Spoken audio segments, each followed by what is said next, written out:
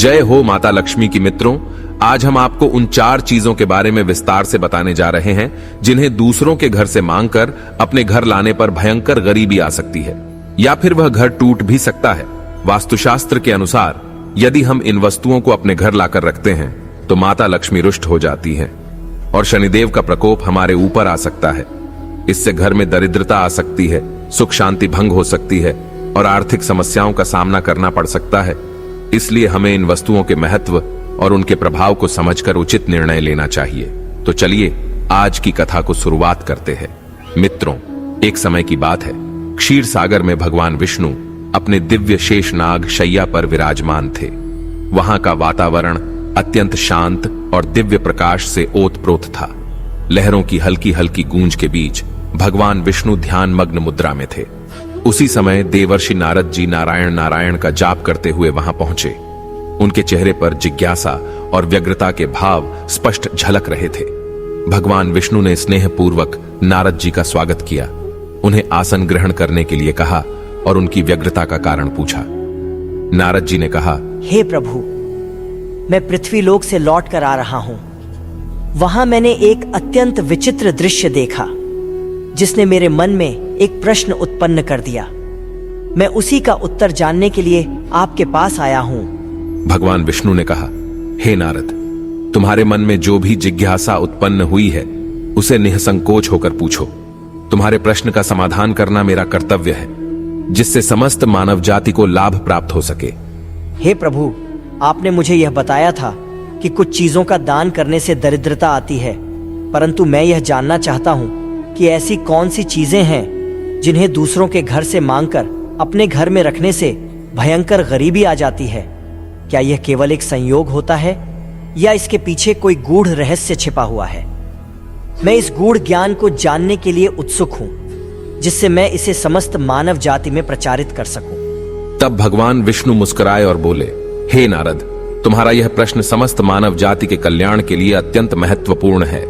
यह प्रश्न मनुष्यों को जागरूक करने का एक अवसर है ताकि वे अपने जीवन में दरिद्रता और कष्टों से बच सकें। इस प्रश्न का उत्तर मैं तुम्हें एक विस्तृत कथा के माध्यम से दूंगा, जिसमें जीवन की गूढ़ सच्चाइयों को उजागर किया जाएगा। इस कथा को जो भी ध्यानपूर्वक सुनेगा और उसमें दिए गए उपदेशों का पालन करेगा, उसके घर में माता लक्ष्मी सदैव निवास करेंगी और सुख समृद्धि का संचार होगा। साथ ही उसे जीवन में आने वाली आर्थिक परेशानियों से मुक्ति प्राप्त होगी। इसलिए इस कथा को ध्यानपूर्वक सुनो और इसे मानव समाज में प्रचारित करो। हे देवर्षि नारद, तो ध्यान से सुनो। सुमन नगरी के एक समृद्ध नगर में सुकन्या नाम की एक आदर्श स्त्री अपने पति श्यामलाल और सास ससुर के साथ निवास करती थी। वह न केवल पतिव्रता और धर्मपरायण थी, बल्कि अपने कर्तव्यों का भी पूरी निष्ठा से पालन करती थी। उसका दिन प्रातःकाल सूर्योदय से पहले उठने से प्रारंभ होता था, जिसमें वह घर की स्वच्छता का विशेष ध्यान रखती और पूरे मनोयोग से देवी देवताओं की अर्चना करती। सुकन्या माता लक्ष्मी की अनन्य भक्त थी और प्रतिदिन विधिपूर्वक पूजा अर्चना करती थी। उसकी श्रद्धा इतनी गहरी थी कि वह न केवल अपने लिए बल्कि पूरे परिवार की सुख समृद्धि के लिए प्रार्थना किया करती थी। वह अपने घर के हर कार्य को भक्तिभाव से संपन्न करती और परिवार में प्रेम और एकता बनाए रखती थी।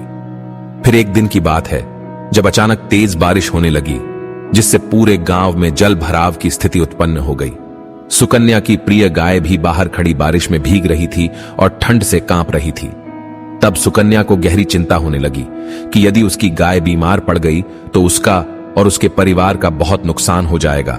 तब वह तुरंत अपनी पड़ोसन के घर गई और दरवाजे पर दस्तक दी। फिर उसकी पड़ोसन ने द्वार खोला और सुकन्या को चिंतित देखकर पूछने लगी कि वह इतनी व्याकुल क्यों है। सुकन्या ने कहा, बहन, मेरी गाय बाहर भीग रही है और मुझे उसे अपने घर के अंदर सुरक्षित लाने के लिए छाते की आवश्यकता है। क्या तुम मुझे अपना छाता दे सकती हो? तब उसकी पड़ोसन मानसी एक दयालु स्वभाव की स्त्री थी और उसने बिना कुछ सोचे समझे तुरंत अपनी छतरी उसे दे दी और कहा, हाँ बहन, ये लो, मैं तुम्हें अभी देती हूं। और फिर सुकन्या ने छतरी लेकर जल्दी से अपनी गाय को बारिश से बचाया और घर के अंदर ले आई। अब गाय सुरक्षित तो हो गई, लेकिन वह उस छाते को वापस करना भूल गई। फिर अगले दिन जब वह घर की सफाई कर रही थी तो उसकी नजर कोने में रखी छतरी पर पड़ी, परंतु वह अन्य घरेलू कार्यों में व्यस्त हो गई और उसे वापस करने की बात फिर से भूल गई। फिर कुछ समय बाद एक दिन अचानक मौसम बिगड़ गया और भारी बारिश होने लगी। तब सुकन्या का पति, जो बाजार से लौट रहा था, रास्ते में चलते चलते वह पूरी तरह भीग चुका था। जब वह घर पहुंचा तो उसके शरीर में ठंड लगने लगी और उसे तुरंत सूखे वस्त्रों की आवश्यकता हुई। तब सुकन्या ने अपनी अलमारी देखी, परंतु उसके पास सूखे कपड़ों का कोई विकल्प नहीं था, क्योंकि उसके घर में रखे सभी कपड़े भी भीग चुके थे। मित्रों, इस विचित्र दुविधा की समस्या का हल निकालने के लिए सुकन्या अपनी दूसरी पड़ोसन के घर गई और नम्रतापूर्वक उसके पति के कुछ सूखे हुए पुराने कपड़े उधार मांगे। तब पड़ोसन ने सहानुभूति दिखाते हुए बिना किसी संकोच के उसे कपड़े दे दिए। फिर सुकन्या ने उन कपड़ों को अपने पति को पहनने के लिए दिया, जिससे वह आराम महसूस करने लगा। बाद में उसने उन कपड़ों को धोकर अच्छे से सुखाया और सुरक्षित रख लिया, लेकिन वह अन्य घरेलू कार्यों में व्यस्त होने के कारण उन कपड़ों को वापस करना भूल गई। मित्रों, भगवान श्री हरि कहते हैं, हे नारद, अब इसी तरह से अनेक दिन बीत जाते हैं और फिर कुछ दिनों बाद सुकन्या के मायके से उसके माता पिता और भाई भाभी मिलने के लिए आए। घर में उत्सव जैसा माहौल बन गया। सभी आपस में बातचीत कर रहे थे और हंसी खुशी का वातावरण था। जब सभी लोग बैठक में एकत्रित हुए तो बैठने के लिए कुर्सियां कम पड़ गईं।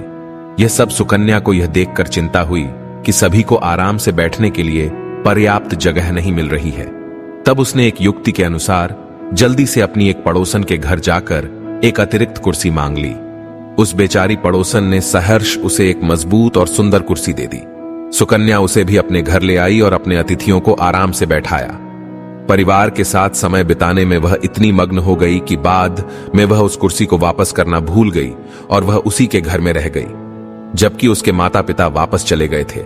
मित्रों, जब सुकन्या को मायके जाने का निमंत्रण मिला तो वह अत्यंत प्रसन्न हुई और घर जाने की तैयारियों में जुट गई। उसने अपने सबसे अच्छे वस्त्र पहने, लेकिन जब उसने अपने पैरों की ओर देखा तो उसे एहसास हुआ कि उसकी चप्पलें पुरानी और घिसी पिटी हो चुकी थीं। अब सुकन्या को मायके जाने के लिए उसे एक अच्छी जोड़ी चप्पल की आवश्यकता थी, लेकिन उसके पास नई चप्पलें खरीदने का समय नहीं था। इसीलिए इस समस्या को हल करने के लिए वह अपनी एक पड़ोसन के पास गई और संकोच पूर्वक बोली, बहन, क्या तुम मुझे अपनी चप्पल उधार दे सकती हो? मेरे पास पहनने के लिए कोई अच्छी चप्पल नहीं है और मैं मायके जा रही हूँ। बस कुछ ही दिनों की तो बात है, मैं लौटते ही इसे तुम्हें वापस कर दूंगी। तब उसकी वह पड़ोसन, जो हमेशा मदद के लिए तैयार रहती थी, ने मुस्कुराकर कहा, कोई बात नहीं बहन, ये चप्पल ले जाओ, तुम्हें आरामदायक लगेगी और वापस आने पर तुम मुझे लौटा देना। मित्रों, पड़ोसन ने अपनी सबसे अच्छी और नई चप्पलें उसे दे दी। तब सुकन्या ने कृतज्ञतापूर्वक उन्हें स्वीकार किया और चप्पल पहनकर उत्साहित मन से मायके के लिए निकल पड़ी। मायके में पहुंचकर वह अपनी मां और परिवार के अन्य सदस्यों से मिली और अपनी पुरानी यादों में इतनी खो गई कि उसे पूरी तरह से यह याद ही नहीं रहा कि चप्पलें उसकी अपनी नहीं बल्कि पड़ोसन की हैं। वह अब मायके में अपने परिवार, माता पिता, भाई भाभी और बचपन की यादों में डूबी सुकन्या अत्यंत आनंदित थी। वहां बिताए हर क्षण में वह भावुक होकर अपने बचपन के किस्से साझा कर रही थी और पुराने मित्रों से मिल रही थी। विभिन्न पकवानों का आनंद लेते हुए रिश्तेदारों से मिलकर उसने हर चिंता को पीछे छोड़ दिया था। मित्रों, समय जैसे पंख लगाकर उड़ गया और मायके में व्यतीत हुए दिन मानो एक सुखद स्वप्न की भांति बीत गए। फिर जब लौटने की घड़ी आई तब भी वह अपनी पड़ोसन की चप्पलें वापस करने की बात भूल गई। घर लौटने के बाद भी वह विभिन्न कार्यों में इतनी व्यस्त हो गई कि उसे ध्यान ही नहीं आया कि ये चप्पलें उसकी अपनी नहीं बल्कि पड़ोसन की थीं। अब इसी तरह उसकी यह छोटी सी भूल एक बड़ी गलती में परिवर्तित हो गई, जिसका असर उसके जीवन पर गहरा पड़ा।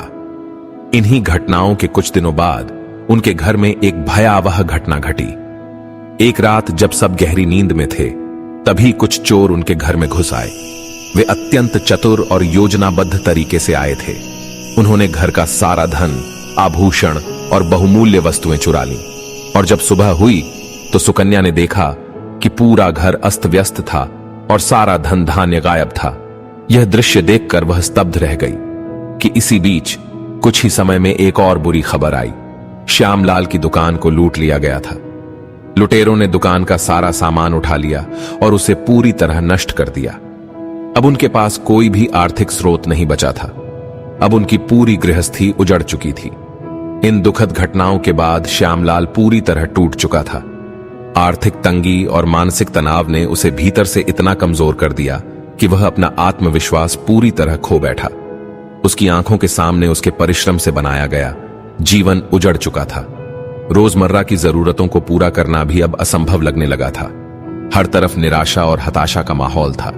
दिन ब दिन उसकी चिंता बढ़ती ही जा रही थी और धीरे धीरे वह आत्मग्लानि से भरने लगा। कई बार उसने स्थिति को सुधारने का प्रयास किया, लेकिन हर कोशिश नाकाम रही। इस असहनीय स्थिति में वह अत्यधिक निराश हो गया। फिर एक दिन वह अंततः रात में चुपचाप घर परिवार छोड़कर वह अज्ञात दिशा की ओर चला गया, बिना किसी को बताए कि वह कहां जा रहा है और कब लौटेगा। जब सुकन्या ने सुबह उठकर देखा तो उसका घर में नहीं था। वह अचानक से गायब हुआ था। उसके लिए यह सबसे बड़ा आघात था। वह अकेली, असहाय और अनिश्चित भविष्य को लेकर अत्यंत व्यथित थी। उसका संपूर्ण जीवन मानो एक क्षण में बदल गया था और अब उसे अपनी नियति का सामना अकेले ही करना था। मित्रों, भगवान श्री हरि कहते, हे नारद, अत्यंत व्यथित और निराश होकर सुकन्या उसी गांव के बाहर वाली एक नदी के किनारे पहुंची। अब उसकी आंखों में आंसू थे, मन में अपार दुख और निराशा भरी हुई थी। उसने जीवन के सारे संघर्षों को व्यर्थ मान लिया था। उसे लगने लगा कि अब उसके पास कोई विकल्प नहीं बचा है, कोई आशा की किरण नहीं दिख रही है। वह धीरे धीरे नदी के ठंडे पानी के पास पहुंची और अपनी आंखें बंद कर लीं। उसके मन में बस एक ही विचार था कि इस जीवन को समाप्त कर देना ही एकमात्र उपाय है। और मृत्यु को अपनाने से पहले उसने माता लक्ष्मी को ध्यान करते हुए पुकारा कि हे माँ लक्ष्मी, मुझे क्षमा करें। अगर मुझसे कोई भूल हुई हो तो। इतना कहकर जैसे ही वह जल में कूदने के लिए तैयार हुई, अचानक एक दिव्य प्रकाश प्रकट हुआ। वातावरण में सुगंध फैल गई, मंद संगीत की ध्वनि गूंजने लगी और जल में से देवी लक्ष्मी स्वयं प्रकट हुई। और माता लक्ष्मी ने अपने सौम्य स्वर में कहा, हे पुत्री, तुम यह क्या कर रही हो? क्या तुम यह भी भूल गई कि जीवन अनमोल है और इसे ऐसे समाप्त करना उचित नहीं? तुमने अपने घर से मुझे स्वयं ही जाने पर मजबूर कर दिया था और अब तुम स्वयं भी जीवन का त्याग करने चली हो। माता लक्ष्मी ने अपनी मधुर किंतु गंभीर आवाज में कहा, हे पुत्री, यह तुम क्या करने जा रही हो? क्या तुम यह भी नहीं समझ सकी कि जीवन अनमोल है और इसे यूं ही समाप्त करना उचित नहीं? तुमने अपने ही कर्मों के कारण मुझे अपने घर से जाने के लिए विवश कर दिया था और अब तुम स्वयं भी अपने जीवन को समाप्त करने की भूल कर रही हो।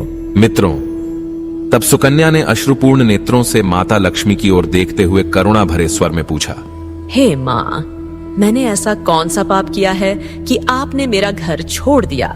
क्या मेरी भक्ति में कोई कमी रह गई थी या मुझसे कोई ऐसा अपराध हो गया जिससे आपका आशीर्वाद मुझसे दूर हो गया? कृपया मुझ पर कृपा कर मेरा अपराध बताइए, जिससे मैं प्रायश्चित कर सकूं और पुनः आपके आशीर्वाद की अधिकारी बन सकूं। माता लक्ष्मी ने गंभीर और मधुर स्वर में उत्तर दिया, हे पुत्री, तुम्हारे घर में दरिद्रता और संकट का कारण तुम्हारी ही अनजानी भूले हैं। तुमने अपने घर में दूसरों की 4 वस्तुएं रख ली थीं, जो मेरे जाने का कारण बनी। ये 4 चीजें हैं। सबसे पहली चीज है छाता। वास्तुशास्त्र के अनुसार दूसरों की छतरी मांगकर घर में रखना अत्यंत अशुभ माना जाता है। छतरी व्यक्ति की सुरक्षा और संरक्षण का प्रतीक होती है और यदि इसे किसी अन्य के घर से लाकर अपने घर में रखा जाए तो यह गृह स्वामी के भाग्य को प्रभावित कर सकती है। यह न केवल कुंडली के ग्रहों को असंतुलित कर सकती है, बल्कि पारिवारिक सुख शांति को भी भंग कर सकती है। इसके अलावा ऐसी मान्यता है कि इससे घर में नकारात्मक ऊर्जा प्रवेश कर सकती है, जिससे आर्थिक समस्याएं बढ़ सकती हैं और दरिद्रता का वास हो सकता है। दूसरी चीज है जूते चप्पल।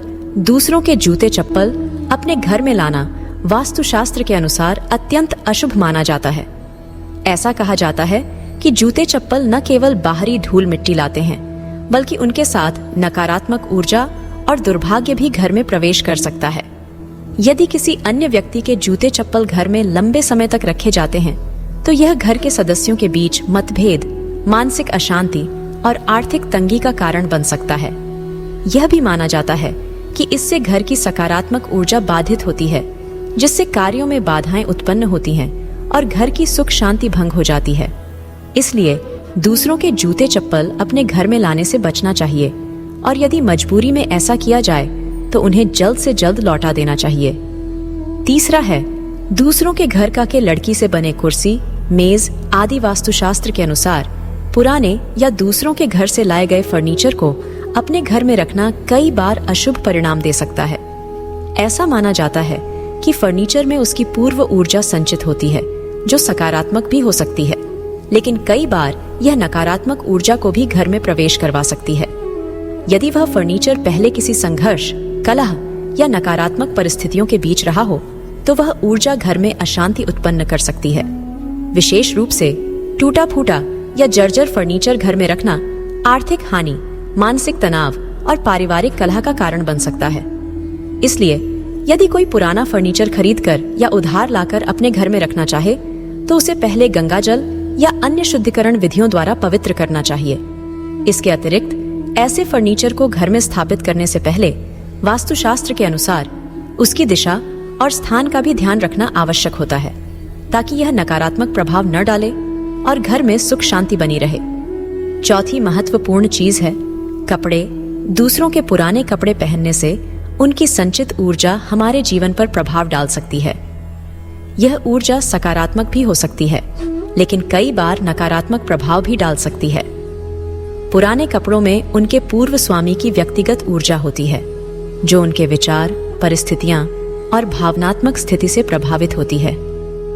यदि वे कपड़े किसी रोगी, दुखी या आर्थिक रूप से परेशान व्यक्ति द्वारा पहने गए थे, तो उनमें संचित नकारात्मक ऊर्जा हमारे जीवन में भी प्रवेश कर सकती है। इससे न केवल दुर्भाग्य और दरिद्रता बढ़ सकती है, बल्कि मानसिक अशांति और स्वास्थ्य समस्याएं भी उत्पन्न हो सकती हैं। अतः दूसरों के पुराने कपड़े लेने से पहले यह सुनिश्चित करना आवश्यक है कि वे स्वच्छ और सकारात्मक ऊर्जा से युक्त हों, और यदि संभव हो तो उन्हें गंगाजल या अन्य शुद्धिकरण विधियों से पवित्र किया जाए। यदि कोई भी इन 4 वस्तुओं को अपने घर में रख ले, तो मैं वहां निवास नहीं कर सकती। इन वस्तुओं से उत्पन्न नकारात्मक ऊर्जा व्यक्ति के भाग्य और समृद्धि को बाधित कर सकती है, जिससे आर्थिक संकट और मानसिक अशांति जन्म लेती है।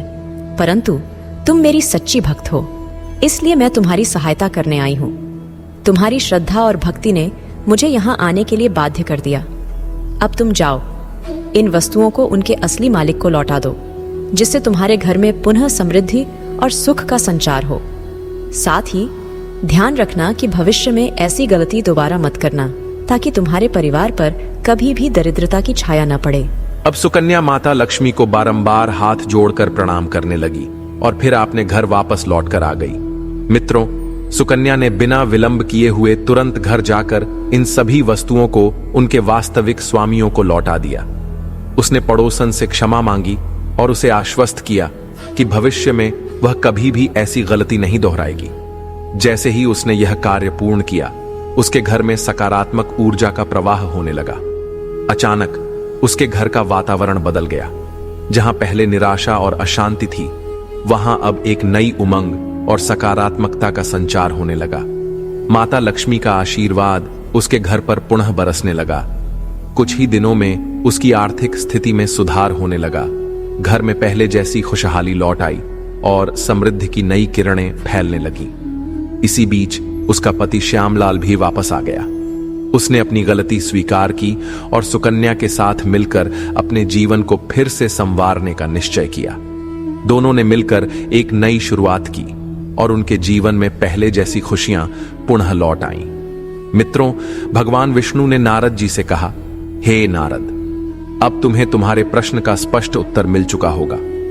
प्रत्येक मनुष्य को यह समझना चाहिए कि यदि वह इन 4 वस्तुओं को दूसरों के घर से मांगकर अपने घर में रखता है, तो यह उसके जीवन में नकारात्मक प्रभाव डाल सकता है।